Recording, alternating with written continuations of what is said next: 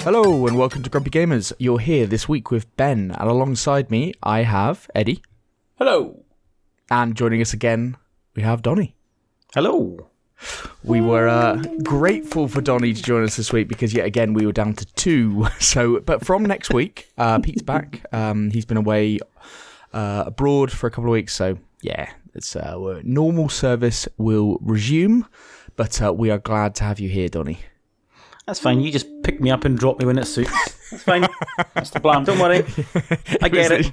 It was literally a text of the weekend. I was like, I think I was talking to Eddie and Kerr. I was like, I really need to text Donnie. Actually, I think we're on the edge. so hey, yeah. Donnie, see, as a compliment that Ben texted me earlier, we can do a 2-man show, or if you're happy to wait till 9. I was like, oh yeah, we'll wait till 9. We'll get Donnie on. That's what I thought. I thought, you know what? It's much better to have the three of us, especially yes, because this week we will be talking about Spider-Man 2. And there's one man here that will have played a lot of it. So yeah, we'll be talking about that. Eddie's also played Jagged Alliance 3, which you've been talking about for a while, so looking forward to hearing thoughts on that. Our feature will be kind of in the wake of Spider-Man 2. I thought about revisiting the game length versus price debate, so we'll go into that a little bit. But yeah, look forward to that. Let's start with the quick news, though. So following the tension on last week's podcast between Pure Dead PlayStation and Pure Dead Xbox, we have more news on the Lord of the Rings Return to Moria, that quality looking video game. It's now been delayed on PS5 as well, so not just Xbox.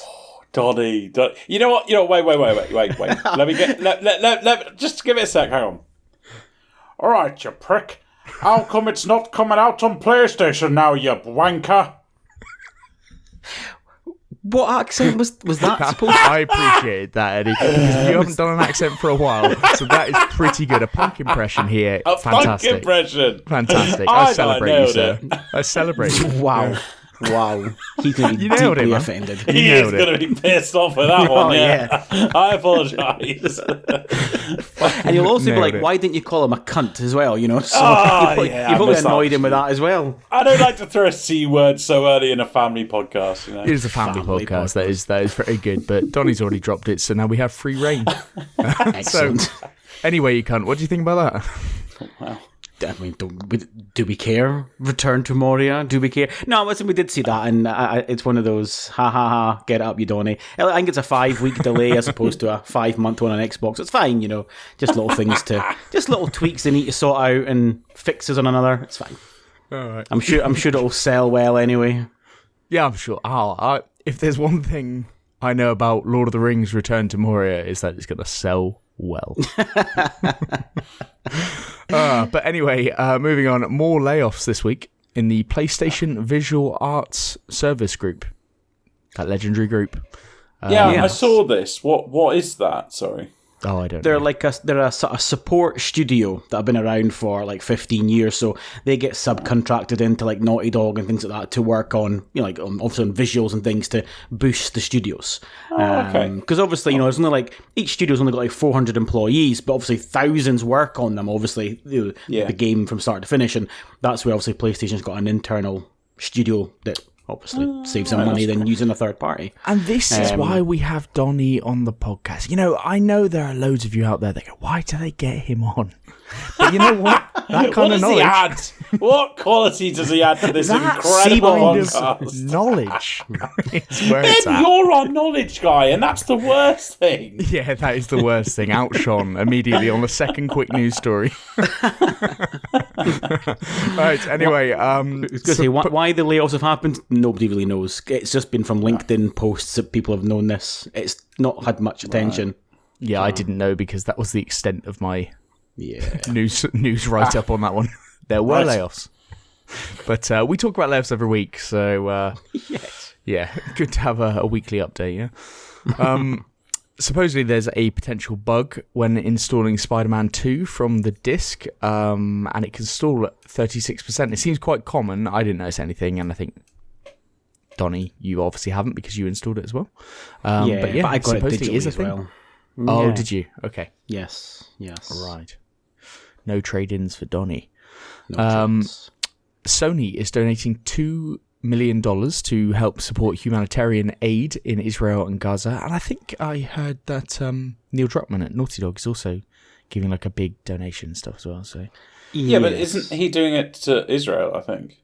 Yeah, Yes. he didn't look good in some of his earlier tweets, which I myself commented on, and then since deleted them because he looked really bad. And I think now he deleted a couple of them, and now he was just kind of playing it down the middle. Yes. Yeah. okay, well, I did say that, Ben, on the weekend. I said, I think that's going to cause some trouble. you did say that, and I did. thought, well, he's just giving his opinion, but you can't give your opinion these days. That's not okay. Not if you're high up in a business. No, Not you cannot. allowed. Not allowed. Shut up. Denied. I'm Shut from there. Shut up. Shut your face. What do you know, Neil Druckmann? How the fuck would you know? You know nothing. Right. There's a guy from Scotland on Twitter telling you you're wrong, Neil. Who do you think you are? He knows more than you. He obviously has the same weight as you in this argument, right? Anyway, Spider-Man 2 will get New Game Plus and Mission Replay sometime after launch, which is rumoured to be before the end of the year, but they haven't committed to that. But that's pretty good news for Spider-Man 2. Yes. The Sony Slim PS5 model is rumoured to be available sometime, or becoming available in November. Yes. So that's a swift turnaround on that one. You would expect a swift turnaround. As soon as somebody mentions just a skew of a console, you expect that to release pretty fast, don't you? Because you don't want it slowing down sales of their original model, do you? Yeah, plus someone showed a image of the new model with the Spider-Man 2 bundle, so you're going to want to take advantage of that being hot as well, aren't you? With Christmas, crikey, yes. So you want to put all that together also, yeah. Yeah, that's very, very, very good point. Money, Sony money. The Football Manager 24 beta is out. It was shadow dropped last week. The game is out in 2 weeks' time, and it is on Game Pass, which is great news. They've talked about next year's game having more of an overhaul than this one, and this one is more of just another iteration, and next year's will be this big thing. But this does have a lot of cool features. I have been watching streams of people playing it. It's got set piece creator, which looks pretty damn good. So I will be playing Football Manager. Eddie, are you going to get back into Football Manager, or are you going to still skip it? It was remember when we made gaming resolutions last year, and my number one, I think, was don't play Football Manager, and I've nailed that. It's the first year in my life since the Championship Manager days that I haven't played it, and yeah, I just find myself having a lot more free time. I've got to be honest though. A lot of it is because, obviously, the developer, was it a couple of months ago, said I read it as, we didn't put the effort into this one, but the one after is going to be really good. So I will get the one after this, next year I'll get. Yeah, that was the one thing from what they said, wasn't it? It was like, I like the fact that they've said there's going to be a bit of an overhaul. I imagine they're going to have the women's leagues in and stuff. And I think that could be really cool. I think there are going to be some quite. I do think they need a refresh. We've talked about it, me and you, extensively about what we think they should do. And I think it's time they do that. I just wish they kind of. It's almost like they just went like, "Oh, don't worry, we are. Please buy our game." Exactly. So, but yeah, I think I'm gonna play a bit of this. I didn't. The last version I had like 1 or 2 seasons on it, and I was like, nah, fuck this. But I think I will be playing this. And that's the quick news. Now I haven't ordered the main news, but let's start with Donnie's. Oh, great. Thank you. Big on the spot. Yeah, this is a real great week for news. This one, isn't it? It's a big news week, boys. We are clutching at straws here, and I have apparently Nintendo don't have unions because everyone's happy at Nintendo. There we go. Right. What a headline! What a headline! In a year that's seen significant moves towards unionization across the games industry, Nintendo of America boss Doug Bowser, the best name ever, has argued the reason the company doesn't have unions is because its workers have a, quote, high degree of job satisfaction and engagement. Wow. Bowser, I know who'd have thought. Bowser shared his thoughts in an interview with Inverse, saying, "You only have to look at retention numbers, which are very, very high within the industry, and are obviously low turnover rate as a result. Our focus has always been on creating a culture that's inclusive, has a work-life balance, and is focused on our singular mission of bringing smiles to faces." Ah, isn't that cute? Bowser added he believes Nintendo is, quote, on the right path when it comes to creating a working environment and culture that allows people to be productive, to have balance in their lives, and to grow within the company. Despite Doug Bowser's assertions, though, Nintendo employees enjoy a high degree of job satisfaction and engagement based on feedback. Several reports from last year painted a very different picture from the perspective of contract workers at the company. Extensive investigations from both IGN and Kotaku claimed contractors were often treated like second-class citizens by Nintendo compared to their full-time colleagues. Yes, this was a nice little fluff piece for Nintendo to say, look how wonderful it is working here. Yeah. But to be fair, do you know what? I saw a tweet earlier on that said 7 people worked on Super Mario Bros. 3. What was that, 1985, give or take. 7 people made that game. 4 of them worked on Super Mario Wonder. That's crazy. That's unreal, isn't it? That's crazy. They must be doing something right, because like Doug Bowser said, the retention is extremely high. But listen, to be honest with you, I don't think it'll be long. I mean, I think unions are going to become a norm in the gaming industry with all the layoffs. Ben, you mentioned already, every week we have layoffs. Yeah. That usually leads to people going, hang on here, we need a bit of protection. So yes, I think and over the next especially 5 years. Especially with Microsoft kind of championing the unionization, saying like, yes, we kind of support if you want to do that. Yeah. If they're doing that and they're growing, then it may force the hand of other companies. Yes.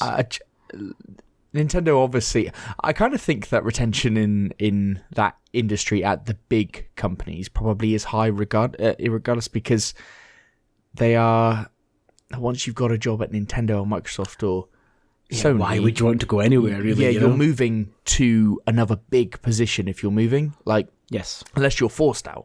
So the retention may actually be high. There were stories last year as well about those. They weren't YouTubers. They did like the Nintendo like videos on YouTube and stuff, and talked about games, like a little podcast type thing. They have left and started their own thing because they were kind of, their office or whatever was kind of told they had to relocate and all this kind of, and that's obviously fine. Companies can do that, but it just didn't appear to be handled in a fantastic way from Nintendo. So I don't know. There's always conflicting reports in these things, and any company where you think, people love their jobs, a lot of people don't like working in general. Yes. So I hate when work gets in the way of my hobbies. Yeah, I know. Don't we all? Fucking work. Yeah, it's a fucking nightmare. So, yeah. Anyway, Eddie, lead us on. Cool. So Newsday, Starfield sales numbers. There you go. Sakana, the leading advisor on the complexity of consumer behaviour, and yes, I did that look that up on the internet. They produced a new report this week on US game sales, and for September, Starfield came out on top with the highest sales. In the US, yeah? In the US, sorry. Yes, yeah. Beating Mortal Kombat and EAFC. This report, of course, also doesn't include the fact that it was released on Game Pass, so that makes it all more impressive. Pretty cool. Sakana also reported that Starfield is now the 7th best-selling game of 2023 so far, which is pretty cool. It's just a month. Interesting, the Hogwarts Legacy is currently the best-selling game of 2023. Yeah, it really which is. I thought was really interesting. Followed by the Legend of Zelda, Tears of the Kingdom, which is maybe less surprising. Sakana's Matt Piscatella reports that US consumers also spent, and this amazed me, overall $4.5 billion on video games in September 2023, which is also a 10% increase from a year ago, which is brilliant. Hearing all the negative negative things in the game industry this year. I thought that was really cool to see. But what do we think of the Starfield sales? A lot of people are saying mixed things about Starfield, and I thought this was really impressive. Yeah, I'm quite surprised by that, but I'm pretty sure, and we went through this, Donnie, at one point, didn't we? We said, like, we'd heard the sales numbers for Starfield at the time, or how many player numbers there were, actually. And we were like, working back from the Game Pass numbers and saying, is that actually impressive? Is that enough? Yeah. Like, but they are top in the US. I mean, despite being on Game Pass, that's pretty good. I mean, we were just saying last week about Crusader Kings 3 getting 3 million, and that was on Game Pass. Yeah, we were saying how impressive that is. This is like that. Yeah. Yeah, it looks as though from the data that it's obviously PC players have responded to Starfield. That's kind of where the bulk of the sales have came from. So still, listen, I think there's people using that. But it's not sales on Xbox. That doesn't matter. This is like it's still top of the sales, regardless if it's PC or Xbox. It doesn't fucking matter. Of course, it's going to be higher on PC, given the fact that more Game Pass people are on console than PC. So that makes sense. The bit that I don't like about this is I reached out to Matt Piscatella and I tweeted him and I asked him, Matt, do those sales figures, do they include the people who bought the premium edition? So they basically paid for early access, but they still played the game on Game Pass, and he said yes. So these figures are a little bit skewed because it doesn't include. Then, it's inflated. But either way, I think it would still be number one regardless. It'd just be interesting to know exactly how many units it sold rather than... Because, I mean, a lot of people signed up for that, that 35 quid early access, you know? Yes. So that is included, so... But apart from that, listen, I think it's good. That's a good point. More game sales, man. Like Eddie, you said... We want to see more positivity. Like, I think today we saw Lords of the Fallen confirmed 1 million sales already, which is brilliant, by the way. Obviously, Spider-Man 2. It is. You know, Spider-Man 2, obviously 2.5 million the first day. We want to see these feel-good stuff because I think we're getting a bit sick of layoffs. This new IP did shit, you know? It just feels as though we're seeing a raft of negative stories all the time. We're hearing more about the negativity rather than the industry is growing. Which it is people are every spending year. more money. Every year they are. That's the thing. Yeah, games are getting bigger and better and more expensive and all this kind of stuff. You know, there has to be a medium found in this where the cost of development compared to that has to kind of intersect at some point, and maybe that intersection isn't quite there at the moment. That's why layoffs are happening. But or maybe it's a good segue into the conversation at the end. I know. I was thinking. That. See that? Yeah. That's a good. You should think of what you just said there, right? And we'll bring that up later. We'll park it. I'll forget about it. We'll never talk about it again. But Eddie, write that down. But with Hogwarts Legacy, I forgot that came out this year. Did you? And do you? I told you the day because I was saying how I need to play it before Game of the Year. Yeah, that's where I remembered it, Eddie. When you told me that you wanted to play it. Do you think because nobody's really talking about Hogwarts Legacy in terms of Game of the Year or anything? Do you think if it came out now that it may have actually been in that conversation? No. I'm not saying it's good enough to be because as you said, you're not putting it forward, are you? No, I'm certainly not. But at the time, it really did have that buzz, and I could imagine the recency bias really hitting in that one. I don't think it would. I just think because the competition around it's too strong. I thought Hogwarts was a great game. I fucking loved the game, I must admit, but it's not quite up there with the others. I think it's a sales juggernaut like a Call of Duty, but you never see Call of Duty up for Game of the Year, for the campaign mode and stuff. Yeah, I think it's like that.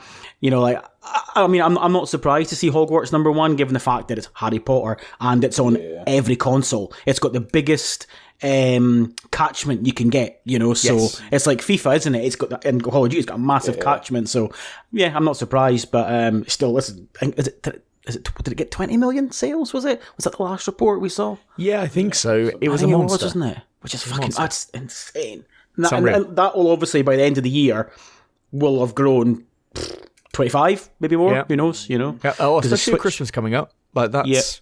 Because that number was pre-Switch as well. That 20 million was pre-Switch release. Certainly. Yeah. Good for it. Big sales, big news.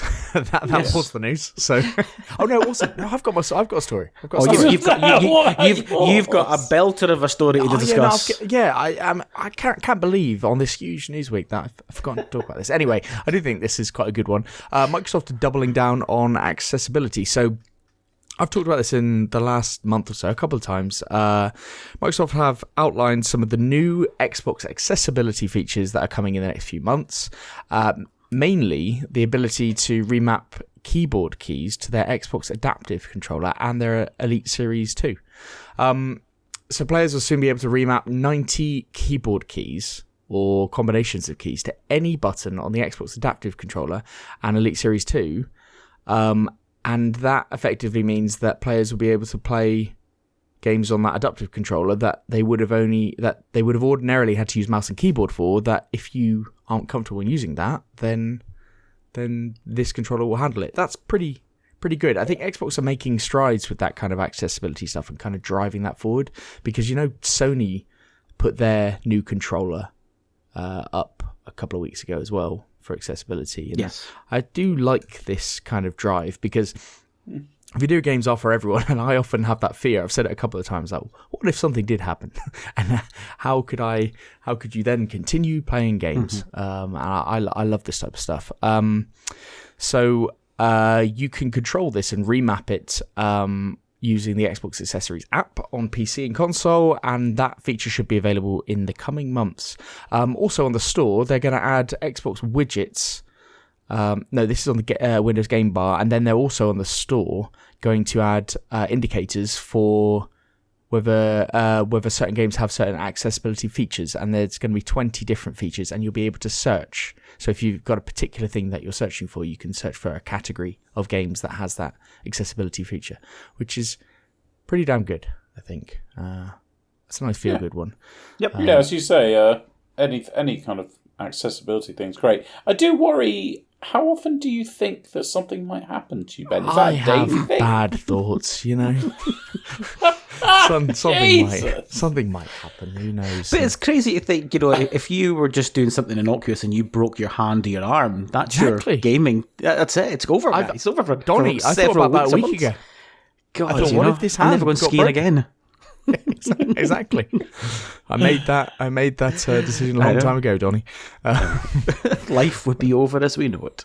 Yeah. Also, just on a side, we went to visit Kirk this weekend, and we saw his Xbox Elite 2, the expensive controller that they've got. Mm-hmm. We saw everything, Ben. Yeah, he had we saw everything. everything. I have never... Would we make by everything? As in, where do we go every controller that has ever existed, he has. It's fucking ridiculous. It was getting to the bit where I was thinking about sitting him down and having a little intervention.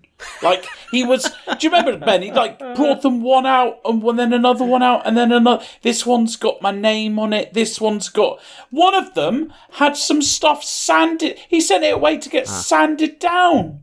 So it was smooth on the bottom. Yeah, and it was a PS5 controller reworked into a PS1 controller. And it was sanded so it was smooth.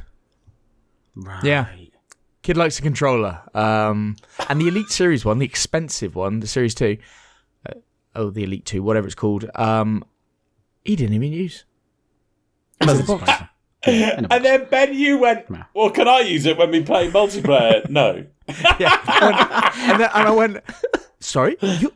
Yes, because you're using that one over there. He was like, no, I'll use it. I was like, no, you use that one. You don't like this. You said it. But that's mine. But that's my one. Yes, it was that. Yeah, I did use it, so it was fine. You sound like you were two brothers at the weekend fighting over something, Yeah, I got my way. It's fine. Right. But anyway, that is the news. That's all the news. Wow. So 25 minutes in. All done. All done. Oh, yeah. Well, I got some bad news, because we're moving on to new releases, and there is not many games. But the quality isn't too bad. 6. There's a couple bangers in there. So yeah, well, let's get one quick one out of the way. Dave the Diver is getting a Switch release. October 26th, that's coming out. It came out in June this year, if you remember. It's sitting at overwhelmingly positive on Steam. I have heard a lot of great reviews on this. It's actually still on my wish list, and I know... Ben, did you play it? I haven't played it, but I was waiting for the Switch release because I was going to buy it a couple of weeks ago, and I clicked on the store to see... because I thought it was already out on the Switch, and it wasn't.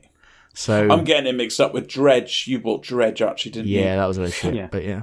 Yeah, I think I going to get this before Game of the Year as well, because I think this is another one that I think looks fantastic. I think this could be a one, Eddie, because I'm still... We discussed at the weekend, I'm still looking for my ones that I'm going to bring into Game of the Year. I have not got many.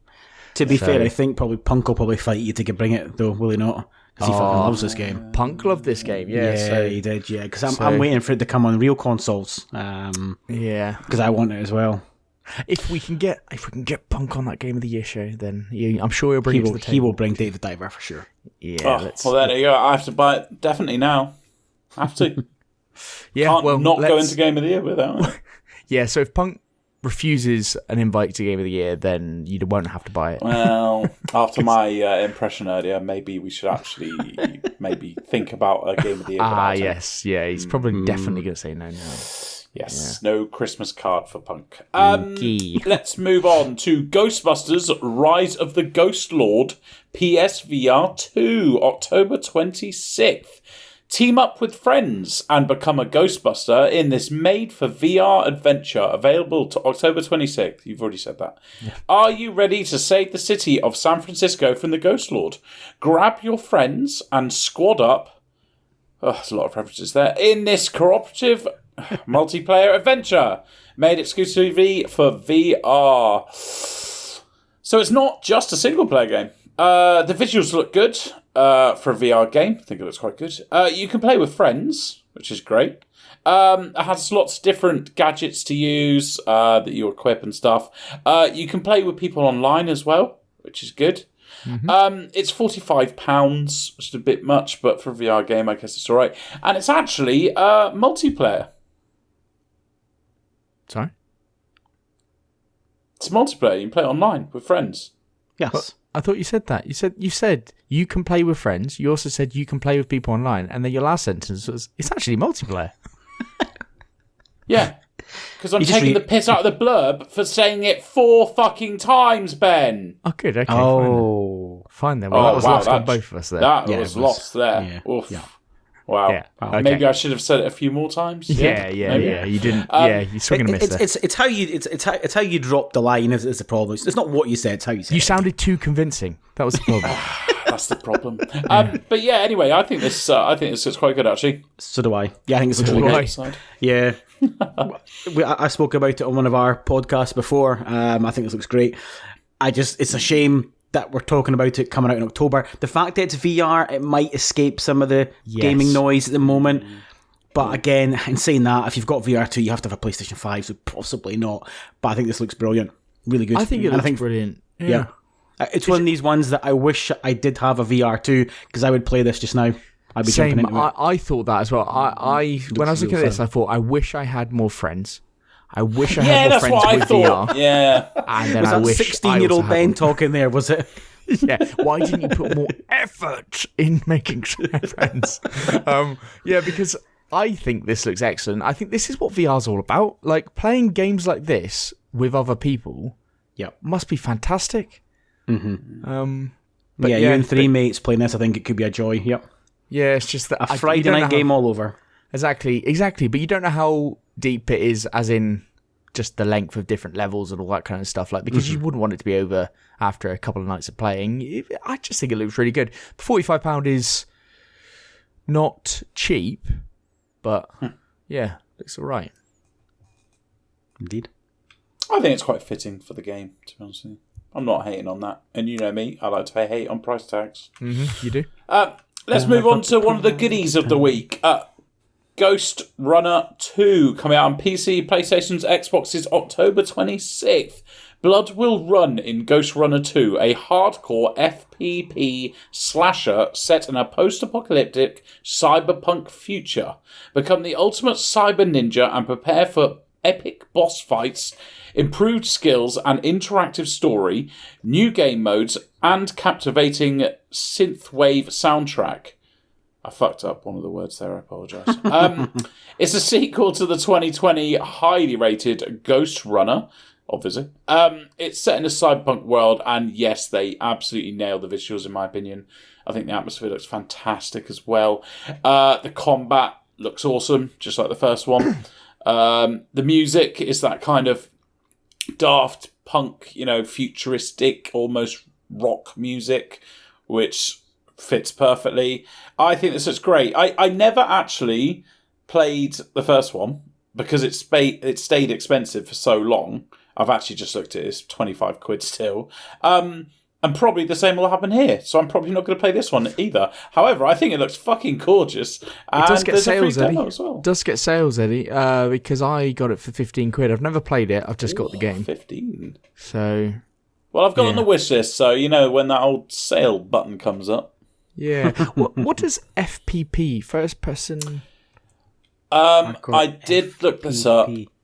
It's... First person... Oh, you know what? Hang on, I literally looked this up before. First person platformer, it must be. No, it's perspective. I haven't looked it up, but I remember. It's perspective. It's because... So you can have an FPP game that is a FPS game, but you can't have an SPS. So basically, the reason why they've done that is because they've put slasher afterwards. So it's not a shooter, it's a first-person perspective. Because it would be an FP slasher, else it would be an FPS. Yeah.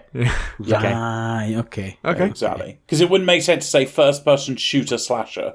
No. Well, I guess actually kind of would. Because it's not a shooter, is it? So yes, exactly. But if they just put FP slasher, we wouldn't have to look this up because we would just yeah. Never mind. Anyway, Ghost Runner 2's out. Looks excellent. Yeah, looks pretty good. Right. Okay. It looks very cyberpunk though. It looks when I saw movement of it actually being played, it looked like what you do in cyberpunk. Yeah. Yeah. So, but don't you think the combat looks fucking awesome as well, though? I mean, yeah.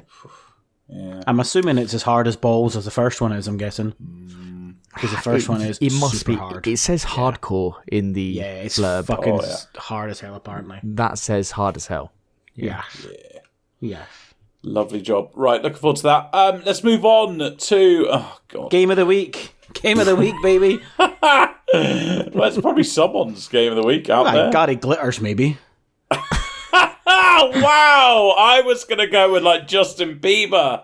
Wow, okay. Justin Bieber's not a pedo, is he? Holy shit. I was going down the child route. Well, that's what I did. I couldn't think of a famous child, so I went Justin Bieber. Like 35-year-old. I know, but I just thought it was a famous child. Oh, fuck you guys. It's better than what Donnie said. Yes, true. We're a family podcast. We're a family podcast. Right, it's Bratz Flaunt Your Fashion Complete Edition. Coming out on PC, PlayStation, Xboxes, October 27th. It came out in the original, the normal game. I don't know what you call it. It came out November last year. If you remember, it's the game where you become an ultimate fashion. No one influencer. remembers, Eddie. Well, the complete edition for all you people wanting this brings all the released DLC and content updates. Bit of a weird to brag about the content updates, but I'm going to allow that because this game looks so good. Yeah. My first thought with this was it's not on Switch, so who's buying this? It is the kind of game that you expect on a Switch. I would expect buy that as well. to be running very poorly on a Switch somewhere, but it's not. It's not. There you go. Oh, well, I did see. I went on YouTube and I looked at this, and the official YouTube video for this, the trailer, has 62 likes. Wow. There you go. A mighty 62. 62 likes. Brilliant. 62 possible purchases. So yes. And one of them's Gary Glitter. Indeed. Right, let's move on to a belter. Alan Wake 2 coming out on PC, PlayStation's, Xbox's October 27th. How do you pronounce this name? Because I looked it up and it said Saga if it's a name. Is that true? But obviously I see that word and I say Sega. I'd say Saga. it'd be Saga. I'd say Saga. I don't know Right. for sure, but that's what I'm going to go with that because that's what the internet said the name pronunciation is. So I'm going to Saga Anderson arrives to investigate ritualistic murders in a small town. Alan Wake pens a dark story to shape the reality around him. These two heroes are somehow connected. Can they become the heroes they need to be? It's another highly rated sequel. This time it's to 2012's Alan Wake. That's a long time ago. It's a third-person action supernatural horror game. This time you play through Alan Wake's and Saga's Anderson stories and see events unfold from different perspectives. The visuals look great. A lot better than the last one after looking at reminding me of the old Alan Wake. They really nailed the dark, creepy kind of atmosphere in this one. It's coming out at £40, which isn't too bad for a game like this. It won't be on Steam, so you have to get it on Epic Games Store if you're buying on PC, because they've got the rights. It looks like it could be a real goodie. Are you excited for this one? I'm not just because I'm a shite because I'm a shite bag. I think it looks great.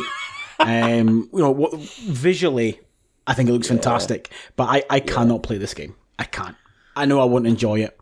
I will hate this game because I'll be shitting myself. I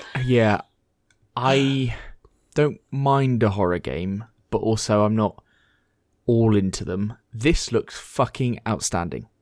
Yeah, it does. Graphically, it looks superb. I can't wait to see the real version not look anything like that. But this looks fantastic in the trailers. £40, great price. No physical release, though, I don't think. Am I right in saying that? Yes. I think it's digital only, so no trade-ins. But they've countered that by having it at a cheaper starting price. It looks fucking brilliant. I think I'm going to watch this full playthrough on stream. I think if I see one of my favourite streamers playing it, I'll just watch their full playthrough because I think it'll be a better experience for me doing that rather than playing it myself. I don't enjoy horror games that much, but this looks brilliant. Yeah. Awesome. Nice one. Some positivity. Let's move on to the last one. Could be a late game of the year sneaking in there, possibly. Yes, probably not on ours because none of us are going to play it. But no. I think I've got it on my Fantasy Critic. So actually, I hope it does really well. To be honest, Donnie, I don't think it. I think it's hard for these games to review really highly. So I think a solid. If this gets us an 80, I think that is a solid exchange. Same. I agree. Yeah, because the first one, I could be havering here, but let me just double check before I put the double check. I don't think the first one's got a great score. Yeah, I don't think it did. I know they did the remaster and stuff, and that I reckon the remaster got a better score than the original.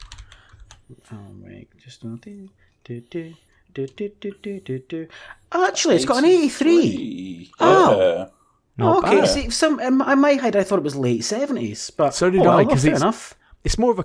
I thought it was more of a cult favourite rather than. No, fair enough. Yeah. Great. It's Open Critic was a 77. That's what it was, but obviously some meta's higher. But yeah, I remember it kind of being late 70s. But yeah, I think you're right. I think anything above an 80, and there's a bit of positivity about it for sure. Yeah, there's loads of guys in our Discord. They are super excited for this. I hadn't appreciated because I've seen the trailers for it before and seen it. I've never really paid attention to it that much until it was in the new releases this week and had to do the research, obviously. And I thought, wow, not bad. Yep. This is good. Nice. Right, let's move on to the last one. Headbangers Rhythm Royale, coming out on PC, PlayStation's, Xbox's, and Switch, October 31st. Headbangers is a light-hearted rhythm battle royale game where you and 29 other pigeons, compete against each other, all to complete your quest of claiming the title of Master Headbanger. I meant to say complete. I'm not doing well today. The publishers, Team 17, they don't miss. there's lots of different like rhythm-based games, from almost like a Guitar Hero, the music and like hitting the certain buttons, to even like whack-a-mole games and all that sort of stuff. So it's all like quirky kind of things. You progress up the levels and you kind of unlocked more costumes, which they're really bloody hammering their home on. So I think they're trying to go down that route. It seems pointless and silly to me, but I probably would have said that about games like Fall Guys and Only Up, and they did really fucking well. So, I think this looks not for me, but you never know. Could be a nice party game. Yeah. When I saw the blurb on this and I saw it said, where you and 29 other pigeons compete, I assumed Ben had changed the word pigeons to fuck with you after last week, but no, it is actually... That's what I thought that was going by. I thought Ben's played a blinder here, but no, it is actually pigeons. Yeah, they're pigeons drawn in the kind of Wallace and Gromit style. Do you know what I mean? Okay, yeah. I think this game will be better than it sounds. It's also on Game Pass day one. This will be played. Like, my niece and nephew will play this game. They will. Like, this, if they played this game, I reckon they'd fucking love it. It's their type of humour. Mm-hmm. Yeah, I reckon it's probably got more legs than we think, and it's on Game Pass, so... Dare I say, this could be a little download for Christmas time with the parents. It could be, yes, Eddie. That's what you take to your parents. That's what you take to your parents. There you go. It's also only £20, if you buy it. It's free on Game Pass. There you go. Oh, yeah. You're such an arsehole. Quote unquote. Yes, so that's it from them new releases. Quite weak, but we had two really good ones. My pick of the week is selfishly... it's going to be Ghost Runner 2. Now, Alan Wake 2 I think looks fantastic, but it's I don't like horror games. We all know this. So, but Ghost Runner 2, if I didn't have a mental block about spending more than £2.50, I would be fucking all into this. So, that's my pick of the week. Yeah, maybe give the demo a go. Maybe let that cultivate. No, Ben. The additional spend. I've learnt from my mistake where once I played the demo, then really liked it, and then I ended up spending the full price for a game. Never again will I fall for that trap. Yeah, that's how they get you. That's how they get you. Yeah, they show the quality of the game, and then it gets you. Bastards. Yeah. Right, on to what we've been playing then. I'll kick us off with the only game that we're talking about that I was playing last week. So, Lords of the Fallen, I'm now 30 hours in. I have some additional thoughts from last week. There are now things that are creeping in that remind you that it's not Dark Souls. And it's probably not quite of that level. I didn't know where... I had a really annoying thing where I didn't know where to go. Like, I'd done a particular area, it led me back to familiar place, and then I was kind of like, well, where do I had to watch other people's playthroughs on YouTube and find a point where they were close to where I was, and then just see where they went next, and like where they managed to go. It was just, I didn't like that, and Google wasn't particularly helpful because this game isn't big enough for it to be all over like Reddit and everything. So I found that quite difficult. Again, it reminds me that I could never review a game like this pre-release. And sometimes I said it last week, it does feel a little cheap, or you die cheaply in particular. One of the things that I love about a really good Souls game, if it hits the mark, is whether there are no hit runs, and you get no hit runs that you watch streamers do and things like that. So where the person plays the entire game and does not get hit.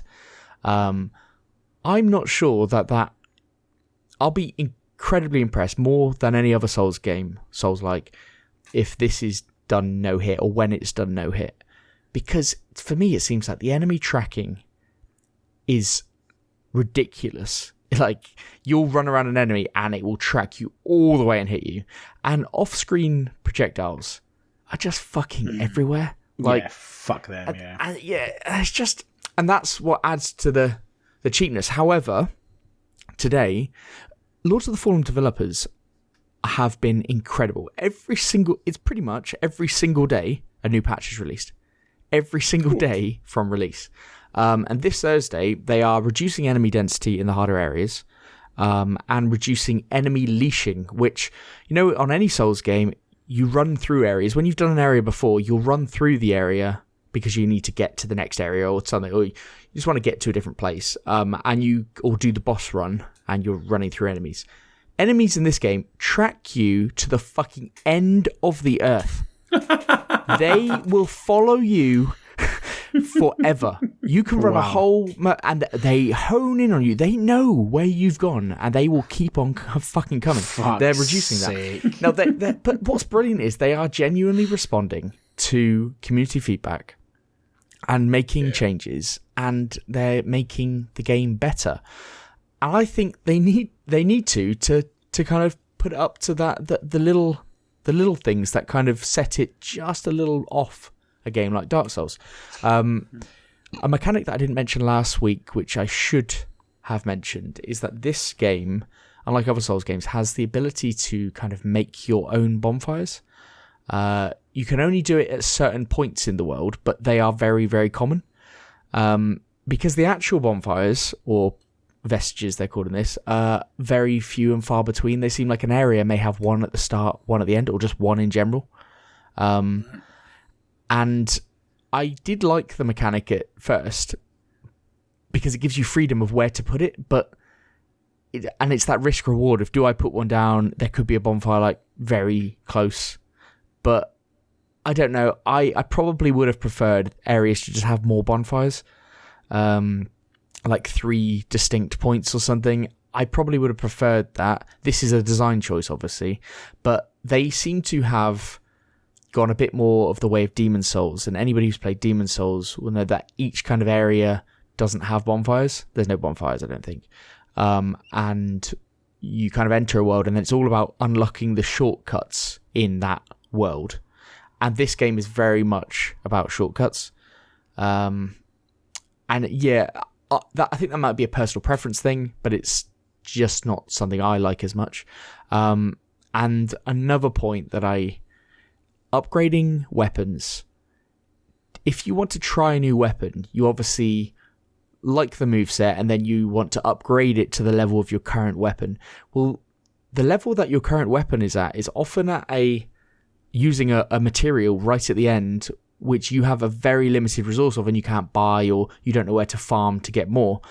In a game like Elden Ring, you could research online or something and then go to a particular cave and get a material, and then you could level up that weapon and get it really high, and then just use that one instead. In here, I think it doesn't encourage you as much to try different weapons when there are so many in the game, and boss weapons and all this kind of stuff. But it just makes it a little bit harder. So I've had to kind of commit to a weapon. Even though there's another one that I'd like to try, it's like, well, I'm just going to commit to using this for the game. So so there's a few things. It's still very, very good though. I want to finish it. It's just there's a few cracks, I think, holding it back at the moment from being like superb and up there. But it is getting the support, and it is a very good game. So I will continue. Ben, have you noticed this year that there's been a lot of games where you've started liking a game, and then as time's gone, you've actually kind of, I don't know, like started to dislike a game? Yeah, I found that. I've thought that about myself, because sometimes, like the first week of playing a game, I really, really love something. Yeah. And then I kind of have turned on quite a few games this year. I can think of Hogwarts Legacy straight away. Absolutely, and Starfield as well. It's Starfield. Like, but something kind of clicks in my mind where I'm just like, I can really be enjoying something, and then something happens. Now, this hasn't really had that. Like, it's just a build-up of some annoyances. In other games, it's like, if I complete a particular goal I was going after that was really driving me, and then you do that, and then you just go like, wow, this is just a bit of a pointless mess now.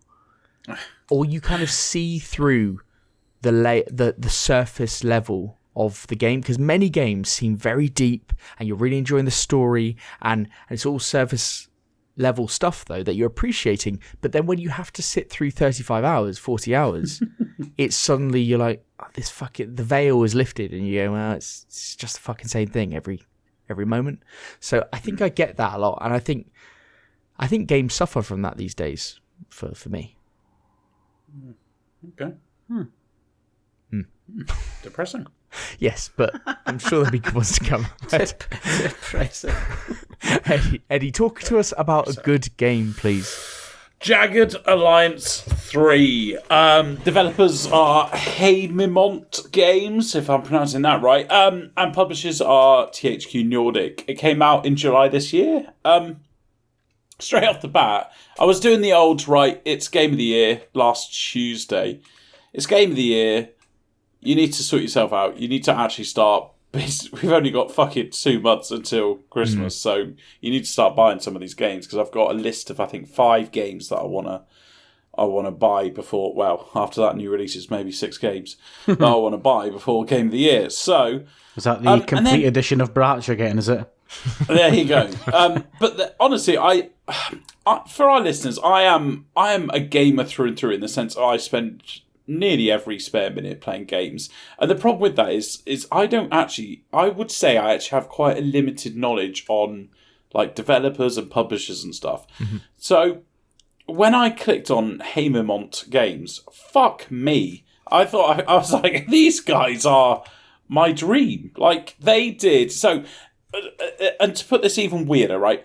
So they do the Tropico games. I love that. I loved Imperium Romanum, which I got. Omerta City of Gangsters. I've talked on this podcast about it being one of the most underrated games I've ever played. They did that. That's crazy. They did that. And what's even weirder, I spent a good 2 hours after the podcast last Monday tossing and turning between Jagged Alliance 3 and this game called Stranded Alien Dawn. It was £5 cheaper, so I was like, oh, maybe get that. And I went on the publisher, boom, they're made by the same fucking people. So there's something about these developers that obviously hits me right. So I might even do a little back catalogue, play all their games before Game of the Year somehow if I fit it in. But yeah, I chose Jagged Alliance 3. It was, sit back guys, I paid £21 for it. Ooh, big time. Big join. Yeah. So I'm not going to leave the house for a few weeks now. Pay the rent. I'm told the missus to cancel the holiday. Or maybe she should not buy like one piece of makeup which cost £100 next time, and then maybe I can afford better games. There's a little bit of resentment there. Little bit of resentment. Little bit of a build up there, but that's fine. Just let it out. Just eke it out. She ain't in your shot, you can tell. And then plug that hole. That's what she said. Okay, family podcast. Yeah. So I've played 26 hours. So that may seem like a lot to most people, but for me, it's. I have restarted this game a lot because it's one of those games where you learn the mechanics and then you go, oh, maybe I shouldn't have started with this person then. Or maybe I should have actually started. Maybe it would have been more fun to do this approach the first time around. So I've restarted it probably about 5 times. So this isn't going to be a full review. This is literally just me saying like what I feel about the game. Next week, I'm going to say my final thoughts on it. All right? Yep. So for the listeners, it's like a Commandos before the combat game. The Commandos kind of running around trying to do stealth kills and stuff. Then when you get into combat, it's XCOM tactic combat. I always say XCOM. Well, it's not. It wasn't the original, but yeah, everyone knows XCOM. And then outside of combat, there is loads of management kind of elements to it as well. So it's a good game in the sense of with your XCOM, love XCOM, but I get very bored very quickly. Commandos, again, quite shallow. And then we all know I love a fucking management game. The thing that they always bragged about on the advertisement is there's like no percentages for shooting, which I thought I would hate. But I was saying to Ben the other day when I was smashed up my face, there's something beautiful about it. In the sense of, when I play XCOM and all these other games, even fucking Wasteland, the game that I think is one of the best of all time, they have the percentages, and it becomes a maths game to me. I go like, right, I've got 2 shots at 85%, and if they hit, they will definitely kill the guy. Ooh, or do I do a 90% chance on the body, and therefore and I do all this, right? I thought I loved that. I do not love that. There's something about not knowing the percentages, taking a risk, And when it doesn't pay off, you reevaluate. You don't go, oh, well, it's still 85%, so I might as well. You go, oh, maybe it's actually a lot lower percentage than I thought. Maybe I should get closer. Maybe I should change weapon. Maybe I should attack with a different person. You know, there's all these little things that come into your mind. So I absolutely love it. You do get like plus minuses. So you'll get like minuses for like weather or wrong weapon or the weapon's out of certain reach or the condition of the weapon. There's a million things, and there's pluses, you know, like aiming and stuff, right? So it does have that kind of cool stuff. Other cool things, they've got different perks and they've got level up abilities as well, separate to that. They've got pre-battle tactics and they've got different weapon types. All of these things make the combat great fun. Like in your XComs and stuff, it becomes very, very repetitive doing that same combat style every single time, especially if it's a game that doesn't have the outside of the out of the game mechanics. Like XCOM 1, I famously said the outside of the game mechanics was good, but once you know that you're just building fucking buildings, it got very boring just going into mission. So this has all those different things that make it exciting. Like even I've restarted again and done a no save spam because what I was doing is I was getting into combat and I went, oh, actually, I've just seen a high point over there. I should have put my sniper up there. Or, oh, I should have flanked because I didn't know reinforcements were coming from this area. So there's loads of cool things, but what's quite cool in the settings, it has loads of different modes. It has like, you know, no saving during combat mode. They have no save scum mode and all this sort of stuff. So you can turn all those things on, which is great for customization as well. The game stuff, the voice acting is superb. It's actually, not only is the voice acting superb and you actually feel like they're your mercs, it's great fun. But they're all like different accents, they're all from different countries and stuff, so they say some quite stereotypical things. It's very funny as well. It's very funny. It does warn you at the beginning, it does say the Jagged Alliance series originals were poking fun at, you know, the typical Arnold Schwarzeneggers and Sylvester Stallone, you know, Rambo and all those type of city movies. It pokes fun at that, and I tell you what, it's brilliant. It's absolutely brilliant. Not yet. After 26 hours, have I found it tedious or boring, like you do with some, you know, funny voice acting games. It has attachments for guns, so can you put a silencer on it? Yes, you can. Oh my days, bro! On any weapon, Ben. Any weapon. Any weapon. So obviously, as we know, that automatically means I have to play the game for at least 50 hours. But what's cool as well, the attachments give different specific bonuses to weapons. So it's not like extra damage. I mean, they do give extra damage and stuff, but it's cool things that make you think about the combat some more. So it would be like it will give you more damage at +3 aim. I don't know if that makes any fucking sense, but it has loads of things basically to make you think more detail in combat. So combat is it, like, if you know your mercs, if you know your weapons, you'll be brilliant in combat. If you don't, then you'll probably be really shit, or you won't be optimizing your people well enough. So that's pretty good. The world map, I realised that I said I was going to have a quick one, and I've got like 8 bullet points. Yeah, and that's good. Third to last. The world map things are fantastic. Well, they're good, but they're good enough to make you think that it is an out of combat game. Like, you've got world events that like a diamond ship is coming through, so if you hijack it, you'll get lots of money. You've got things like obviously healing your mechs. You've got to raise militia in certain of your bases, because when your commandos aren't there, and if they come and get it, they take over. Or, like, you money is a big problem in this game, because you have to pay all your mercs, right? And they're not fucking cheap. So you take over diamond mines. Now, the enemy actually moves squads around as well. So they will eventually come and take your diamond mine. So it's up to you to maybe stay there, train militia, or just leave it and then try and attack it back. But you think like, oh, would it cost more to train the militia or to keep the men there? Blah, blah, blah. You have all these kind of thoughts going on outside of combat that you weigh up your options. So it's quite exciting that. It's got loads of small, cool touches as well. Like a fucking good game does. When you play a game and you just like see little things, like you go, oh, this game doesn't do that. Oh, I wanted this to do that. This game has all of it. I remember when they said about the development of this game that they got the original Jagged Alliance They did, yeah. developer to come and help them. You can fucking tell by the small touches in this game. It's just like someone has looked at the game and gone, why haven't we got this? Like hovering over ammo in a lot of games, you don't like have to look and what's that for? This, it not only highlights the guns that it does it, but even the people that are holding the guns in the main screen, and you're like, oh, that's good, so I don't need to fucking click here and click here and click there. Mm-hmm. Like, your main squads are on the main screen of the computer, so when you load up the game, it has your actual squad with all their outfits on and stuff.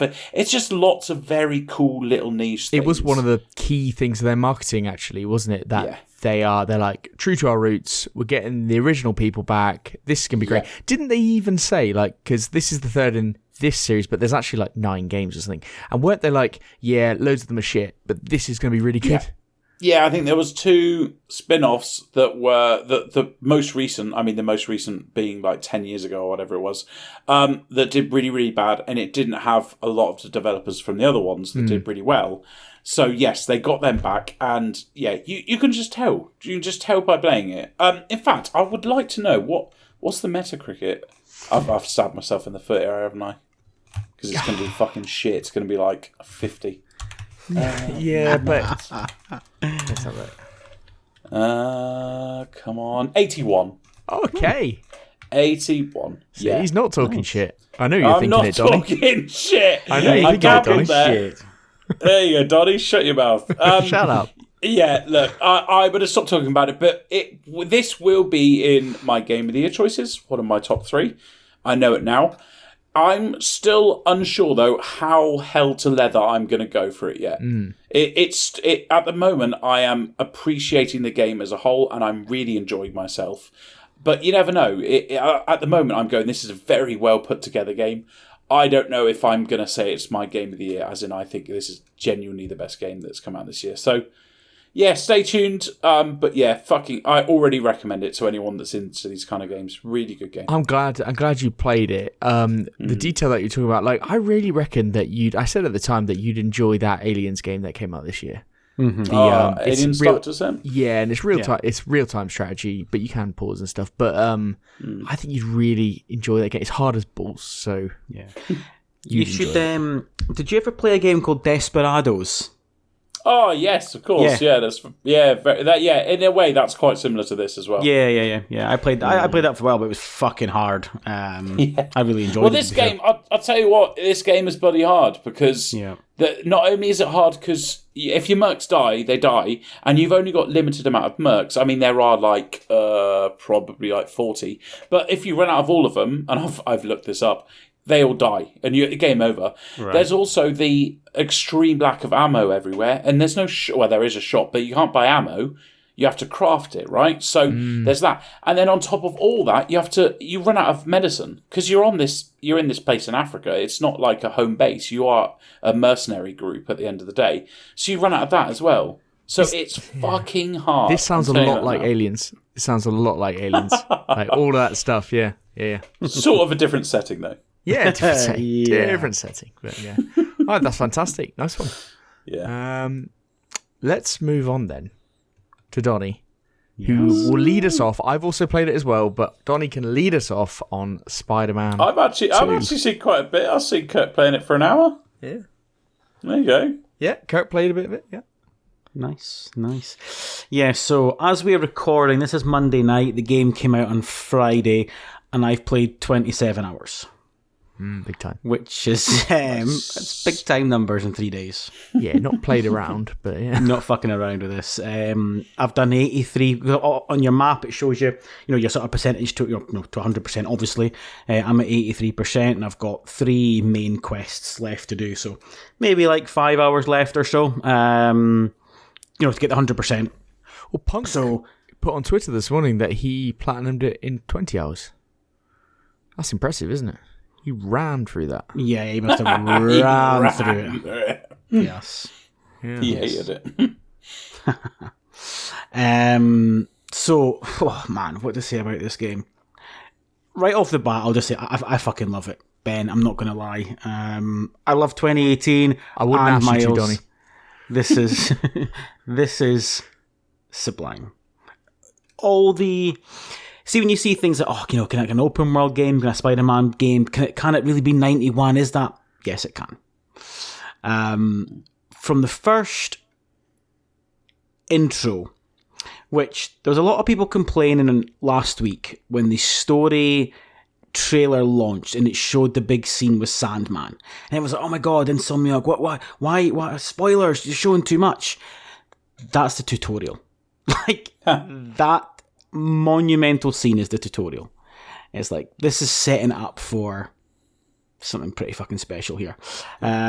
Throughout my sort of 27 hours so far, the thing that's standing out most to me is how good the story is and how good the writing is. It won't, sadly, it probably won't get the credit it deserves for that, because things will be overlooked, like the combat and the visuals and the fact that it's Spider-Man. But the way they've paced this and the story they're telling is so good. They're doing such a great job of kind of building up, Peter and Harry's relationship and their friendship to set it up for the big reveal, which obviously everyone knows is coming, but Peter doesn't. So they've done a really great job of that. And you find yourself getting really immersed in the fact that, God, these people, they're friends, and it's like this nice moment happening, and they're trying to rekindle, and they think, like Harry's healthy and that again, and bang, the hammer comes down as it does, There's so much I want to say about the story, but I can't because of the spoilers, and I can't do that, obviously.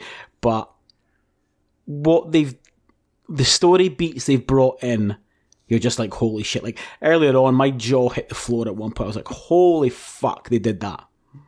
Like, they haven't done any half-measure. They haven't tried to phone this in and go, we could just make a pretty easy 30-hour game here. It'll sell well. It's Spider-Man 2. No. Not Insomniac. That's not what they've done. That's not what they've done. Very cool. Yeah, I got a lot of similar feelings and some not, I suppose. I think the story is out, how they've done that and how you believe in the characters. And the character story development, I think, is brilliant. Like, I think that's excellent. Like the voice acting through to the animations, really, really good. I'm enjoying the game. I think it's like a decent Marvel movie kind of storyline. Yes.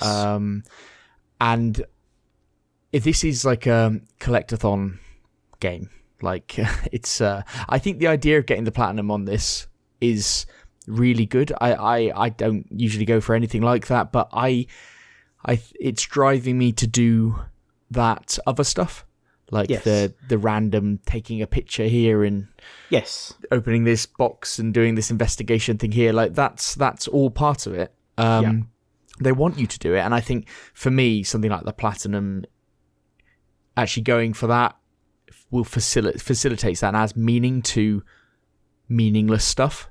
Yes. Because what they've done, so I can say they've taken the criticism from 2018, the bloat, and they've taken that out as well to make the platinum a lot more sort of adhering, you could say, because in 2018, every section of New York and every enemy faction, of which there's 4 or 5, had anything between 5 and 10 random crimes that you had to do them all. You had to do them all in 2018 to get the platinum.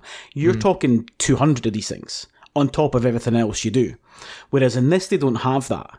The random crimes are totally optional. The reward for doing it, obviously, is you get upgrade materials for your suits and things to help you along the way, but you don't have to do them. And taking that out is massive, because that takes away the, another one, another one, another one. Yeah, it takes out that kind of random element to it, or like that you don't want to repeat and that type of stuff. So that's pretty good. The combat is improved. The way that they've made it a little more interesting. Like holding, did you used to do this? Like hold down L1 and R1 and then have the face buttons for all the different moves. Was that in the old ones? Because that similar, is really good. Same but different. Yeah. Because I thought there were like particular moves you could do, but this is now so obvious. You hold that down and it's on the screen which ones are readily available and which ones. So they've done well, because ultimately every time you get into a fight, this is the same fucking thing every time. Like it's just the same thing with loads of enemies and more enemies. And fucking hell, Jesus Christ, can we do this? I like the story, I like moving it along, but sometimes I'm just like, all right, yeah, cool. Because the fighting does seem a bit monotonous, but they are. It's going. They've added quite a lot in the upgrade system that you get on your characters to add new moves or new things. Like I like it because you get skill points all the time. Like you get new levels all the time, and I'm just upgrading things left, right, and center, and not even looking at it. Like I don't give a fuck. Like I don't give. Like, oh, there's it. Press this and do this. Well, I'm never going to remember that. I don't care. So I'm just getting them just so I've got them all. Without obviously a spoiler, how far into it are you? I am past the Ferris wheel. Okay, so you're still very early then. Yeah. I'm. Yes. So what I would say about the combat to 5 hours, I'd say. Yeah. So see the combat. I get what you're saying. But you'll start to now unlock a lot more styles, and the combat becomes, for both characters, a lot better. So I'm expecting it to get better for one character. So even two, so even both. They do a good job on both, but certainly cool. for so one. I am looking forward to that, because I am really I am really liking changing between Peter and Miles. Like I didn't think I'd like that. I thought I like one character. You get behind one character, but I actually like it. And Miles as a character is just very interesting. Mm-hmm. So I do like that. I've probably found myself ironically playing as Miles more. Yeah. Which I don't know why. I don't know why. But when I had the choice, yeah. he just seems to, and his conversations seem better. And so I don't know, I feel the kind of the same. Like this type of game is actually kind of exactly as I expected. It's these types of games, and I've said it with the other Spider-Mans, I don't think they're amazing, but they are really, really good at what they do, and they're not trying to reinvent the wheel. They're advertised as this. This is what they are. If you like the old games, it's a cool Marvel movie type story. It's got really fluid combat. It's not deep. It's really surface level. It's a casual game, but it's a pretty perfect casual game. It's not. That's not a knock. It's I knocked the desk. That was a knock. It's not a knock. It's not deep. The story's cool though. Like if you like stories in your game, you're playing this for the story and fluid combat. It's nothing more. But neither were the other ones. Yeah. So it's fun. It's fucking fun. That's the thing I said to you, Eddie, on the weekend. I was like, it's Spider-Man, but it's fun. It's genuinely fun. And at least when you've got this kind of great story in between it kind of elevates it. But you're right, it's surface level in terms of a game, albeit what kind of makes it stand out obviously is a fantastic story. Yes, correct. I think so. If you didn't have a fantastic story on this, I'm not sure this would get much of a look in. If this wasn't Spider-Man, I don't think anybody would be talking about it. I think there's a lot of things but the package is what you'd expect, and it's pretty decent. Yeah. Something I think is what. Oh yeah, sorry. On you go. You carry on. I was going to say one thing that I haven't really seen people speak about a lot is, because obviously it's PS5, the haptics on the controller, especially in because the traversal is amazing. Swinging around, using the wingsuit is fucking so good. I mean, I haven't fast traveled once. Everyone's going about this instant fast travel. I ain't using it in this game because swinging around is far too much fun. But the haptics are so great when you're swinging. Like on your downswing, you feel the controller giving like a sort of quite a sharp little rumble, and then on your upswing, it's a lot softer. Just little touches like that. It's just that immersion. I just fucking love it. I just love swinging around. Yeah. It's got that and better than the last games, and we thought that on the last game. So that was the like a real high point of them. So I'll jump in with my one comment on it. Sure. When I was watching Kirk jumping around, and I got really sad because I looked at it and I went, how with a game that looks this fucking beautiful, this big, and like the fact that you can just jump around and then you can fall on the street and there's like 30 people that look good. How the fuck is Starfield so shit? Like, how does Starfield not only look so bad, he said that at but the time. all the areas are so small and you have to like go into a menu to go to the next area? How can a fucking whole massive city be created and yet I can run to one side of the map to the other and Starfield in 1 minute? Yeah. Yeah, I think, and what they've done on this, like graphically, I wasn't blown away when I looked at it. I was really the sand that they introduced at the start, I think, doesn't show it off at terrible, all. Like, yeah. and Kirk was like, yeah, right there. It looks tragic on the ground. But when so I'm just playing in performance. When and it looks nice. The game looks good, but I didn't think it was like a leap from Miles Morales or anything. Kirk was playing on the 120 refresh fidelity mode, 40 frames a second, and that looked outstanding. Yeah, that's what I'm playing on as well. It's the best mode, hands down. Yeah, I think it is the best mode. When he showed me that, like, I was like, oh, cool, because my monitor doesn't have that refresh rate, so it doesn't have VRR, I think. So yes, so I wouldn't get the full thing of it, and so I'm just playing performance. And it's a good looking game that I'm not saying it's not, obviously, but I didn't think it was that big a leap from Miles Morales. But what is changed is, like, as Kirk said, he was like, yeah, you might be right, but the density of population, like, it's the small things, like the reflections. Kirk was kind of the ray tracing on every mode as well. Exactly. Like Digital Foundry said, it's the best case of ray tracing on a console game. So we are entering the age where you don't get these leaps. Like, I said that to Kirk, but then I also said at the same breath, like, but what am I expecting? Like, Miles Morales looked fantastic. Yes. So what am I expecting? This looks basically the same, but it doesn't, because there's so much that's in your subconscious adding to the immersion. It's like reflections and things like that. It's adding all of that without you knowing, without you thinking about it, which makes it feel more immersive. So, and the population density and all that kind of stuff, like, there's a lot to it, and we're in that age of games where that's the incremental difference, which isn't massive, but it's better. Yeah, that's the thing. You're right, because we've hit that peak point. It's like mobile phones. Every time a new iPhone comes out, the changes are minimal. Better battery, better camera. That's it. Yeah. Whereas the iPhone 3 to 4 to 5 to 6 was big leaps. We're not going to get that anymore. Yeah. But you're right. You've mentioned it. So I'm playing on the uncapped fidelity mode as well. You know me, I'm a frame rate slut, so I need the higher frame rates. But the problem is that the uncapped performance mode, the extra 20 frames, it wasn't worth the graphical come down. So the fidelity mode is it's perfect. And it's, to be fair, the uncapped fidelity mode, fidelity mode on like Horizon Forbidden West was nothing like this.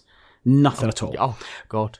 Yeah, but again, I don't think the Horizon one is uncapped with VRR, I don't believe. I think it's a balanced mode of 40, which in a 120Hz telly is supposed to work better, but because it's not got that uncapped to give you that frame rate boost, whereas this does. Yeah, so when... I think I was reading up... I don't fucking know, but when I was reading up, it was like, well, 40 frames is actually, with the rates or whatever and the time differences and whatever, is actually the middle point between 30 and 60. And when you have VRR and you have it variable and it can actually change, and you have 120 hertz refresh rate, it actually like makes it appear more like a 50 frames. Yes. And so it's like, okay. And then when I saw it in action on Kirk's TV, which is the same TV as you, I think. I think C2, yeah. I thought, that looks pretty damn nice. You get it now. Yeah, you get it. That looks pretty damn nice. I mean, it looks decent on my monitor, obviously, but I have yet to plug it into my better monitor, which will run it all. But even though that's literally next to the other monitor, I just can't be asked. But it's it looked outstanding on that. Yeah. And to be honest, the only criticism I have of the game is the fact that New Game Plus isn't at launch. because I want to just jump straight back in on a New Game Plus, and I can't. I'm just like, God of War Ragnarok did that as well. I'm like, why don't you have this at launch? Why? Okay, they'll say it's an add-on to try and boost sales, because obviously they're trying to say it'll be out before Christmas as a sales boost. That's why they do. I get that, but fuck off. Give me my New Game Plus. I just want to go. I just want to jump right back in. Even though it's the last thing we need because there's so many fucking games. But I get you. But I don't need to do a New Game Plus at all. So there's no criticisms from you. However, our feature levels a possible criticism. So shall we move on to this? As I said, inspired by Spider-Man 2, wanted to revisit the game length versus price debate. Interested in Donnie's view on this. I think I want to hear Eddie's view, but I'm pretty sure I know where he stands. But Spider-Man 2 and Assassin's Creed Mirage have recently come out, and they are shorter games. And we've talked about it before on this podcast in a feature, but I don't know if we're starting to see a new trend. Now, a news story came out this week, and it was regarding Spider-Man 2. Insomniac's creative director, Brian Intihar, let's go with that, he weighed in on this, and he said that Spider-Man 2 was absolutely worth it in terms of the price to the game length. I mean, obviously he's going to say that, but he did say, for us, it really comes down to the experience we want to deliver with the quality we want to hit. Obviously, there's a certain level of, hey, someone's going to spend this much money on a game, so we want to give them the experience that's worth it. He said, no matter how long the game is, it's the developer's job to make sure that it's worth the money, it's worth the investment. Now, Spider-Man 2 takes about 15 to 17 hours to do the main story, and obviously Punk Platinum did it in 20 hours. You're on 25 odd or what have you, or 27. Are you sure you did the Platinum in 20? Because no one's saying they can do the Platinum in 20 hours. I think he you did. Sure just didn't complete it in 20? Maybe he did. Maybe that was just completed. I don't know. Maybe that's Platinum in 20. There's no one reporting they can do it now. What's the 100%? What do you get 100% at? Is that the Platinum or is that the Well, it could story? just be the map you do 100%. There's 100%. I think he had 100%. So I thought it was the Platinum, but I could be wrong. It could just be the game. But the story takes between 15 to 17 hours, I think Insomniac say. And yeah, people were platining it in the 20s. So that it's the pound per hour metric that I want to start with, because Spider-Man 2 for the story is probably rocking at over £4 per hour. But what do you guys think about that? How do you have? Well, yeah. What's your immediate thoughts on that? Is that metric mean anything to you? Donnie first, I suppose. No, it doesn't. Pounds per hour in video games, I don't think you can use that. And I don't think you can use it to compare games or to compare a quality of a game. No. Where I've used that term or used the defense of, say, $70, 70 quid for a game is when I see things like, for example, the new Barbie film, we'll call it 2 hours long, 2.5 hours long. I think it's Prime. It's currently on Amazon Prime. You can rent it, not buy, you can rent it for 20 quid. So a 20 quid movie to rent or 70 quid in a video game, you cannot tell me that video games aren't great value for money. You know, if you want to go and watch Man United at the weekend, how much is that ticket going to set you back for a 90-minute game? So that's where I think we're entertainment. You can compare them as a defence to say, well, hang on here, 70 quid, look at what you're getting and look at what you pay for concert tickets or movies. I would say, though, just on what you said there, that the example of the Barbie movie, being able to buy that for 20 quid on a streaming service like early days, there is a very, very small percentage of people who are watching that film who are paying that price. Sure, but it's still available at that price. And people because will still they're do basically saying the people that really want it, they will pay that premium. Whereas Spider-Man 2 is 70 quid off the but Barbie, bat. it's only way, if you didn't go to the movies, the only way to currently watch that film is to rent it on, yes, I think it was Prime. If you really wanted to watch it, you would have watched it in the cinema, or you'd wait later on, I suppose. I suppose that would be the main argument against it. I'm just trying to play devil's advocate when you're making that comparison. Yeah, fuck you, Ben. Yeah. You got set now. So Eddie, pound per hour. Go on then, give us your thoughts. We need to have a complete view here. Last time we talked money for games, I'm 90% sure Donnie was on because he made some brilliant points. I thought that as well.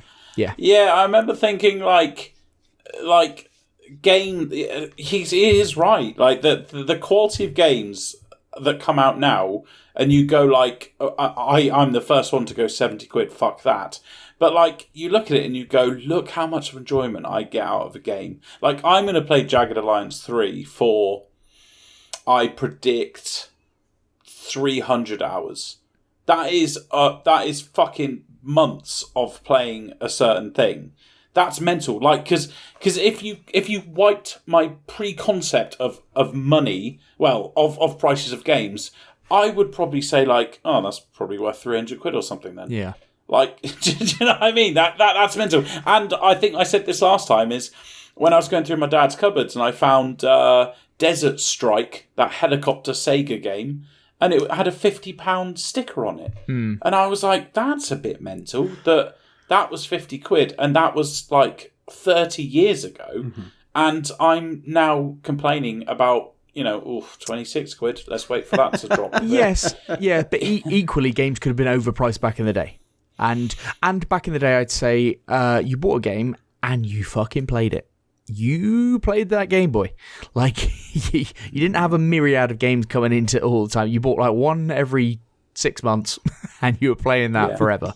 Or Christmas and birthday when you got it. Yeah, exactly. I like the thing about that I kind of don't really like. So again, I think Donnie was on the last time we talked about this, but I think it's all. I think there's a change of the landscape right now with Spider-Man. The thing that I don't like is that if you'd hammered it, which you have, Punk has, other people have, it's over. Like, you've looked forward to this game for so long, and then within 3 days, it's fucking done. Like, hang on a sec. Like, but that's because I have the facility to game more than maybe some people do. There's some people out there that might only get 2 hours 3 times a week. That's a personal thing though, because I have the facility to do that. I didn't have my kids this weekend for one, so straight away there's extra time. I was on annual leave today, so today I've been on it since 10 in the morning till 5 when I had to then do adulting from 5 till 9 o'clock. So, there's... Yeah. One person doing it in 3 days, 4 days, 5 weeks. A lot of that's just into personal circumstance though. It is, I would say I'm probably out of the norm putting so much time into it this weekend. But a lot of people who hammer, you can't do it. Oh, there'll be some that will, of course, yeah. But I suppose it depends. Like, so take me out of the equation. Let's say someone platinumed the game this weekend, right? Would they not say they took 25 hours? Would they have spent 25 hours gaming on something else anyway? If the answer was yes, then it's irrelevant. They were still going to game regardless of what they're playing. If they've rushed it to bang it in, then, well, maybe you're right. They still did everything. Yeah. I'm not accusing people of rushing it if they've hammered it. I've hammered games over a fucking weekend. Don't you worry about it. I put 70 hours into Elden Ring in fucking 8 days or something. Like, I've done full-time job gaming. But when it was announced, because the length of this game, I know there's like news stories about it, and we had a little chat about it as well. Was there any part of you that was disappointed in the game length? No. Every single sane person I know went perfect length. Only one section of people laughed at the length, and that was a certain console warring. The thing is, I didn't laugh at the length. I was just disappointed by it. Can I share? I think with these with these type of games, I do think like people stay in their lanes, if you know what I mean. Like people who were going to buy this, that I knew were going to, are the Donnies and the Kirks, who do respect a good game, so it doesn't really matter about the length. Correct. Do you know what I mean? Like when I saw this come out, or when I see other games come out of this type, I just go, well, I'm not going to play it, so I'm not going to get upset by the game length. Oh yeah, like, of course. If Starfield came out and it platinumed, whatever, 25 hours, I'd be going to Bethesda's headquarters. And this is the thing. So Cyberpunk, when Cyberpunk came out, you could do the main quest in like 25 I was very upset. hours. Do you remember? And I was disappointed. I was like, oh, yeah, that shit. Like a bit more. But now you're because saying it's the best game of all time, man. Yeah, now because it's longer, there's more to it, and it's longer, better. right. But yeah, no, I think if Cyberpunk was 30 hours all in with the DLC, sorry, it's not. Like it's, but I then don't think like £70 plus is. I think that's a tough ask. I think because it's all to do with cost control and everything, and you have to charge more. They're putting so much money into these games. The quality of what they're delivering is so high that's what it commands. But I think that's the point, though. It's the what you're getting. Like if you think about two games that are universally loved, right? Universally, people rate them as some of the best games ever. You take The Last of Us and you take BioShock. Both of them are 15-hour games. In fact, BioShock, I think, is about a 10-hour game. And that's, you ask 100 people to rate BioShock, and people give it 9s and 10s all day long. Last of Us, one of the greatest games ever. Years ago, and people. No, I don't think that. I don't think that's validity that it was years ago. I don't think that warrants saying, oh, it was a few years ago. I think it's the argument's fair. Uncharted 2, 8 hours, 10 hours. Short as shit. Yeah. Shut up. It was awful. Oh, fuck off. I don't know. Like, I just maybe I'm just getting a bit older and maybe getting a bit. I think. Well, you are. I think what it is I think if you look at game like RPGs, generally speaking, are always going to be longer, aren't they? You look at Cyberpunk, look at Starfield. If you play it to its full capacity, yeah, absolutely. The Witcher, but again, to be fair, The Witcher's far too long, and Witcher 3 is far too long. Jesus Christ. I didn't even complete it, and I fucking loved it. Yeah, I mean, I completed my first playthrough. I didn't complete it the second time last year, but it's just too fucking big. But there you go, it's too big. Like, I used this example actually on my podcast last week. Like, I've got the platinum in Valhalla, but I spent 120 hours. So value for money, you go, wow, I mean, that's fucking 30 pence an hour. Brilliant. But how much did you value those last 50 hours? Exactly, because that's a bit I always say.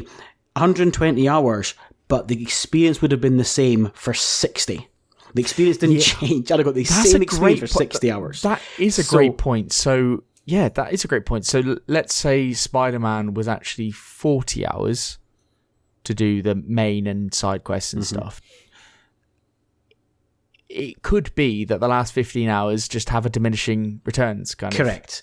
If you see if Spider-Man 2 was all in, if it was 50 hours, I'd be going, that's too much. Because I guarantee there'd be repeated stuff. There'd be samey, whereas everything, although you're right about the combat, you're still doing the same combats, at least all your side quests and the things you're doing, they've all got value because they all feel a little bit unique. There's very little repetition in terms of, other than the fact you're going, swinging here and doing this. At least everything feels like it's, I suppose you could say, handcrafted. Someone's actually put time into it. So if the main story was 10 hours longer, I would be happy with it. I'm sure, because 10 hours make it worse. No, I don't think 10 hours would. I think if it was 20, then yeah. I mean, like I said, I'm near the end now, and if you had told me, listen, there's a way to put another 10 hours into this, I'd have gone, fucking right, give me more, because I'm itching for it. But if you said to me, I've got another 20 hours, so hang on, how are we filling 20 hours? We're going to fill it with fluff. Well, yes. Now, fluff isn't a good. Fluff isn't a good thing, and this game, that's what happens. This game has enough of that anyway. To be honest, I know it, and that's what it's kind of part of built into these games. So I do appreciate that. It's just you're itching to play it again. You want New Game Plus. Yeah. So in my mind, I'm like, well, you actually just want a longer game, but you're saying you don't mind it being this short. No, because I want to play what I've already played. Those story beats and that were so good. Whereas if it was longer because it was more content, I think it would diminish it because it would be full of fluff. Like how many more different people can I go and see to do the same thing? Whereas experiencing some of those epic boss fights again, brilliant. You know, like those story beats that landed. I want to see and do that again for sure. Okay, yeah. I suppose I wanted to kind of move on to more of a question of like, do we think there's a bit of a changing landscape? Because Assassin's Creed Mirage as well. Like, that was shorter. And first, I wanted to ask what you thought about Mirage, because Eddie and I were saying on the podcast before when we were talking about it, we were like, oh, right, return to old, and we're like, oh, that could be really good. This is the exit. This could be how they're going to do it, blah, blah, blah. Do you think that this actually was like a return to their roots? Or do you think it was a glorified DLC which they then marketed as a return to their roots because it was shorter and they just thought they could make more money out of this way? Or do you genuinely think an open world game in a shorter game format is something they're moving towards? I thought Mirage as well was a perfect length. Again, that was the same feedback on our Discord. People said the same thing. When they completed it, boys who got the platinum like myself, we all went perfect length. Didn't need to be anymore, because again, that open world, we've all done it with Assassin's Creed. When you start getting more, you start getting samey. Whereas I never felt like I was chasing the platinum, because all the collectibles came pretty naturally, as opposed to a lot of the more recent stuff, you know? It definitely was a glorified DLC, although they added to it. They didn't just, you haven't spent 50 quid on a DLC. You spent 50 quid on something that was a DLC that got more added to it, because you'd never get a DLC that was the length that it was. There was enough in it to justify that price point for sure. To be fair, they could have charged a 10 or more. It was a cheaper price point, wasn't it? I think they've actually sold it a little bit short, but I guess, they probably looked at, the metrics wouldn't have looked good if they tried to charge a full price, I guess. I don't think that they're going to return to that, apart from one-offs. I think they're happy doing the RPG format, because look at the sales of Valhalla and stuff. But I think they've definitely learned lessons that they don't have to make it this long. I think whatever the next one will be, the next RPG, I do think it will be scaled back, i.e. I don't think it'll be 120 hour platinum. Knowing Ubisoft, it'll still be 90 probably, because I think about Far Cry 6, and Far Cry 6, my platinum in that was a lot shorter than my Far Cry 5 playthrough that I didn't platinum. So they've learned it with Far Cry that although it's still a lot of bloat, they definitely reduced that down for sure. Yeah, Eddie, do you think that they are moving in or learning from the fact that there have been a lot of bloated games in the recent past, and they're trying to... Yeah, definitely. Yeah, there's been a lot of them in the recent past that people have been a bit fed up with. For me, it's all down to quality anyway. It's funny you say Far Cry, because that was the game that I looked up before this game of what game do I think isn't, because I am such a forever game, and I am such a guilty for spending money kind of person. So combined, this feature should be an ultimate, holy shit, I need as many hours per pound as possible. But I think it all depends on the quality of the game, because your Far Cry games, I looked them all up, they're all ranging from, I think it was like 12 hours to 15 hours to complete. And then with complete and side quests, it was like sitting at 24 hours. And I absolutely love those games. Yeah. I think they're absolute top quality, and I would pay... Well, I wouldn't. I was going to say I'll pay top quality money, but I've still got Far Cry 6 on the old wish list, waiting for it to come down in price. So obviously that's a lie. Yeah.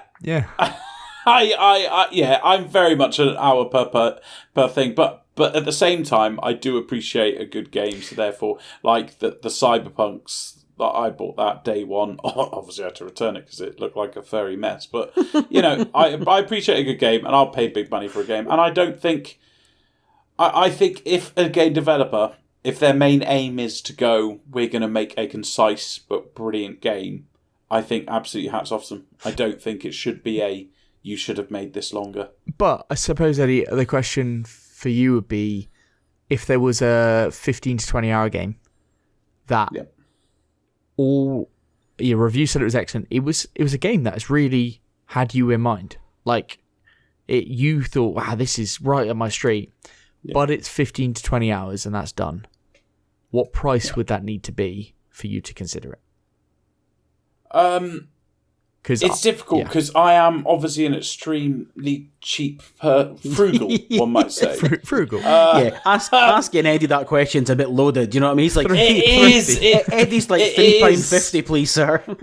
All right, if I had unlimited money, I would genuinely pay about £45. Like, I think I bought Far Cry 5, or what I was getting more mixed up, the one where it's in the mountains. I think I paid 45 quid for that game because I absolutely adored Far Cry 3. I looked at the setting of Far Cry 4. I knew, because Far Cry 3, I think it only took me like 13 hours to complete. I knew it was going to be short, but I went, the last game was so fucking good. And on top of all that, I was not disappointed. I did complete it in a short amount of time, but I fucking loved it. And I actually went back and played it again because there were different endings that you could do. So I did it again. Absolutely loved it. So, I would... 70 quid? No, fuck that. But 70 quid! The price you're quoting there is about the price of Assassin's Creed Mirage. So if Assassin's Creed Mirage was something that you'd really enjoy, like that, that is the price point that you go, okay, if you had more money that you considered disposable that you'd be willing to spend on games, you might consider that price. So that kind of makes sense. I always find it really weird. This debate is hard because in one mind I'm going, Spider-Man 2 is a top quality game, and if you put that next to any of the other games that I play, I say, well, that is a game which has more quality than the others. But there is something to it which does make me go like, but I do think it has a duty to take more of your time because of the price. But if you take price out of the equation, you just go, what's the better game? Then, that's better. That's a better game. But I don't know. There's something that just sticks in it. I'm not saying it's right or wrong, and other people's opinions are right or wrong. It's just there's something about it, but it's not so clear. Yeah. What probably doesn't help my financial arguments here is I was literally on the drive home from Southampton on the weekend, Ben, saying to you, Baldur's Gate 3, I'm so upset with the developers or publishers probably, who put it at such an expensive price. But it's lower than retail though. It's like 50 quid, is it not? 50 quid! But for 50 quid! Where am I going to get 50 quid from? How way? That's a personal choice.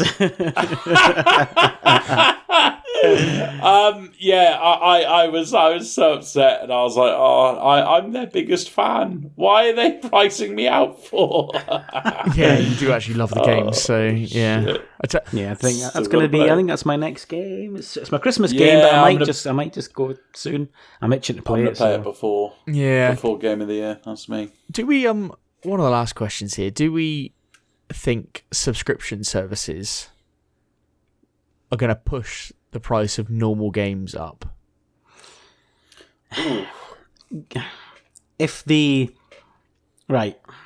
More games are going to come out at 70 is what I'm saying. Like basically double A's is going to start coming out at 70 because of there's two answers I've got. One is that we already know that the subscription companies, your Game Passes and PS Pluses, are starting to pay less. You had Devolver Digital recently coming out and saying that they're getting less money than they were. So that ultimately will have an effect if you're not able to reduce your costs for making the game, you have to get the money from somewhere, which obviously then going to be reflecting the price.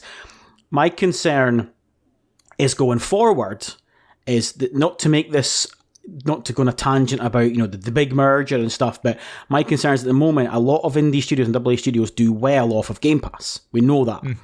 There's a lot more indie games on Game Pass than there's on PS Plus. There's very little on PS Plus. But going forward, I suspect that will reduce when Xbox or Game Pass isn't as reliant on those games because they've now got all these extra studios, presumably pumping out more and regular games of their own. Why would they go and hand companies money for their game when they're building their own? That's always been one of my concerns in the back of my mind. Is why would you need to pay someone else when we're their plan is to have, is it one AA one AAA game per quarter and one AA game per quarter out of their own studios. Yeah. You're not paying anybody else for their game if you're doing that. And it's a lot of perfect world stuff for that to land. So then, yes, if you're then not getting that subscription money and you're an indie AA developer, now you are now solely relying on people buying your game. And that gets tougher. That is going to make things a lot as tougher. We've seen this year. Yeah. Yeah, I think that is a... But time will tell on that one for point. sure. Yeah. It's a great point. It's also relatively depressing, so let's not stay on it too long. Okay, well, if you would like to wade in on the price length of game debate, then you can email us podcast@grumpygamers.co.uk, or you can tweet us at grumpygamerspod. Thanks a lot for coming on, Donnie. No problem. Yeah. It was No great problem because at all. seeing that you've played so much of Spider-Man 2 as well, fantastic. Yes. So yes. that is really good. We appreciate that. Do you wanna plug your podcast, etc., and all that stuff? Yes, so I am part of Pure Dead Gaming. So every Thursday, Pure Dead Gaming do a universal podcast, we'll call it. No branding affiliated, but I do Pure Dead PlayStation every fortnight on a Saturday. Generally, it comes out, so you can get me there. I think we're almost at the stage where you don't need to do them, but it's only polite to. It's always polite to ask, isn't it? It's like when you come on ours, it's like, yes, Ben, plug Grumpy Gamers that you always do. Yeah. Yes. Yeah. So yeah, it's you kind of got to do it, but yeah. So thanks again. But I think until next week, it's GG. Eddie, I didn't steal your thunder this time. Yeah, I know. I was waiting for you, you prick. GG. GG.